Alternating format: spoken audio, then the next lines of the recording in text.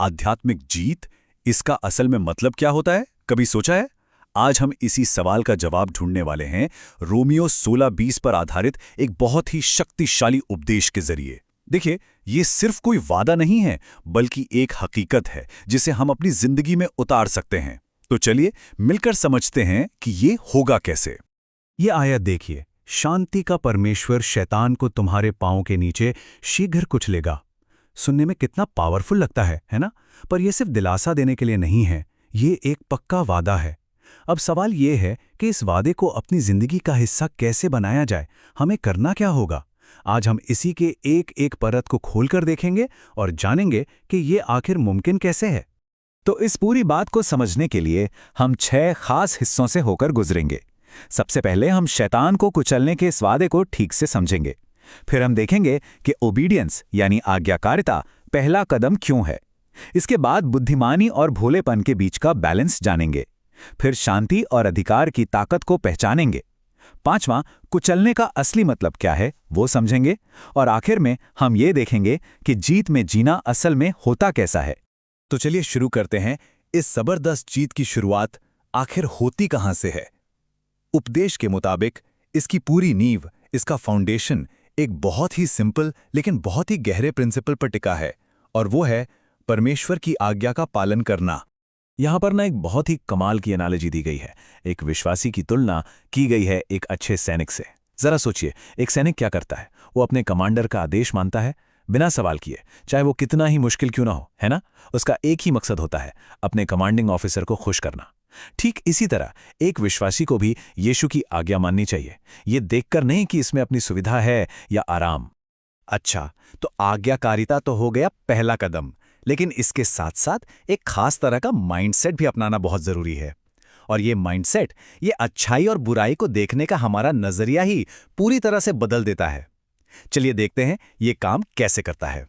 तो इस माइंडसेट का पहला हिस्सा है भलाई के लिए बुद्धिमान होना। अब इसका यह मतलब नहीं कि बस अच्छा सोचो, नहीं।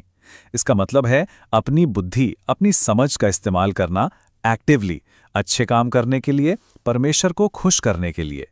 ये एक प्रोएक्टिव अप्रोच है, पैसिव नहीं। और दूसरा हिस्सा जो उतना ही जरूरी है, वो है बुराई के लिए भोला बने रहना। मतलब एक बच्चे की तरह मासूम, जिसके दिमाग में छल, कपट या किसी को धोखा देने का ख्याल तक नहीं आता। ये जानबूझकर बुराई की चालों से अनजान बने रहने की एक कोशिश है। तो देखिए, जब हमारी आज्ञाकारिता और हमारा माइंडसेट दोनों सही जगह पर होते हैं, तब हम उस पावर को इस्तेमाल करने के लिए तैयार हो जाते हैं जो हमें बुराई का सामना करने के लिए दी गई है। तो चलिए अब शांति और अधिकार के इन सोर्सेस को समझते हैं। जीत के लिए ना हमें 4 बहुत जरूरी चाबियां दी गई हैं। पहली, परमेश्वर की शांति, ये हमारा हथियार है।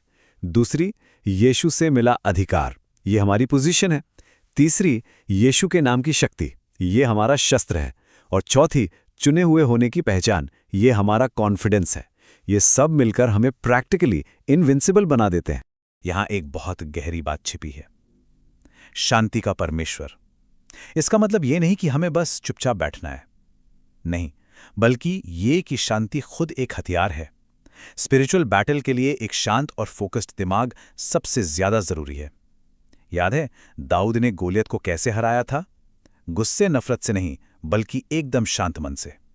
और ये जो अधिकार है ना, ये सिर्फ कोई फीलिंग नहीं है, ये एक पक्का वादा है। उपदेश में इस आयत का जिक्र है जो साफ साफ बताती है कि विश्वासियों को दुश्मन की सारी शक्ति पर अधिकार दिया गया है। ये हमारी आध्यात्मिक जीत का, आप कह सकते हैं, एक लीगल ग्राउंड है। तो अब आते हैं उस शब्द पर जो इस पूरे वादे का सेंटर पॉइंट है, कुचलना। आखिर इसका मतलब क्या है? जैसा कि हम देखेंगे, ये कोई मामूली हार नहीं है, नहीं, इसका मतलब कहीं ज्यादा गहरा और फाइनल है। उपदेश में कुचलने का जो मतलब बताया गया है वो सच में बहुत पावरफुल है। इसका मतलब है दुश्मन की शक्ति को पूरी तरह यूजलेस कर देना, उसकी ताकत को जीरो कर देना, उसे ऐसे कुचलना कि वो दोबारा उठ ही ना पाए, उसे पैरों के नीचे राख जैसा बना देना, और आखिर में दुश्मन को पीठ दिखाकर भागने पर मजबूर कर देना। यह है एक कंप्लीट और फाइनल विक्ट्री। तो सबसे जरूरी बात जो यहां समझने की है वो ये है कि हमारा लक्ष्य सिर्फ एक लड़ाई जीतना नहीं है, बल्कि एक ऐसी डिसाइसिव, एक ऐसी फाइनल विक्ट्री हासिल करना है जिसके बाद दुश्मन दोबारा लड़ने के लिए उठ ही ना सके। तो ठीक है, जब हम इन सारे प्रिंसिपल्स के हिसाब से जीते हैं तो हमारी जिंदगी असल में दिखती कैसी है, इसका रिजल्ट क्या होता है? चलिए इस विक्टोरियस लाइफ की एक झलक देखते हैं। और नतीजा ये होता है कि पूरी बाजी ही पलट जाती है। जहां पहले डर था, अब वहां अधिकार होता है। एक विश्वासी का अधिकार दुश्मन के लिए खौफ का कारण बन जाता है। अब विश्वासी नहीं भागता, बल्कि दुश्मन भागता है। सामना करने की उसकी हिम्मत ही नहीं होती। तो फिर इन सब बातों का निचोड़ क्या निकला? इस सारी आध्यात्मिक जीत का आखिर असली मकसद क्या है? आखिर में इस उपदेश का पूरा सार यही है, ये डर में जीने के लिए नहीं, बल्कि परमेश्वर से मिले अधिकार और शांति में जीने का एक इन्विटेशन है। ये एक ऐसी जिंदगी जीने के बारे में है जहां इंसान शैतान से नहीं डरता, बल्कि शैतान उस इंसान से डरता है। और असली जीत बस यही है।